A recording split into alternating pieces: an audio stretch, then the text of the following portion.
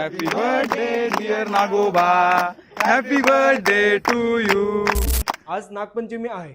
काही लोकांना वाटतो की आज नागाचा वाढदिवस आहे. ज्यामुळे नाग किंवा सर्प जिथे कुठे दिसेल तिथे त्याचा वाढदिवस साजरा करतात. पण नागपंचमी साजरा करण्यामागचं खरं कारण तुम्हाला माहीत आहे का? तर जाणून घेऊ या व्हिडिओमध्ये. तर ही गोष्ट आहे त्रेतायुगातली.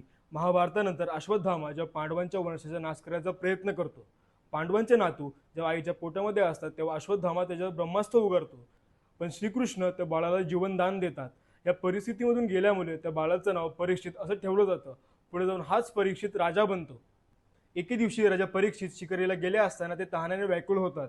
बाजूला ध्यान करत असलेल्या ऋषीमुनींकडून जेव्हा त्याला पाणी नाही मिळत तेव्हा ते क्रोधित होऊन त्यांच्या गळ्यामध्ये एक मेलेला साप टाकतात. हे दृश्य पाहून त्या ऋषीमुनींचे पुत्र क्रोधित होतात आणि त्यांना शाप देतात की त्यांचा मृत्यू 7 दिवसामध्ये सापाच्या डसण्याने होईल.